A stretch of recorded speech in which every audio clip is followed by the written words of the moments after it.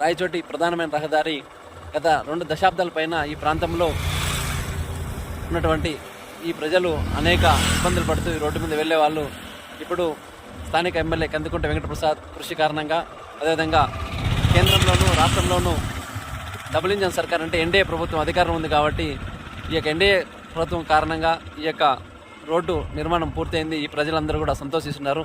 ప్రధానంగా ఇక్కడి నుంచి తిమ్మమ్మ మర్వాను, అదేవిధంగా కటారపల్లి యోగివేమన సమాధినికి వచ్చేటువంటి చాలామంది యాత్రికులు మాతో చెప్పేవాళ్ళు సరైన రోడ్డు మార్గం లేక వచ్చేవాళ్ళం కాదు.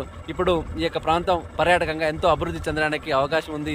ఈ యొక్క రోడ్డు నిర్మాణానికి కృషి చేసిన వాళ్ళందరికీ కూడా ఈ సందర్భంగా కృతజ్ఞతలు తెలియజేస్తున్నాం.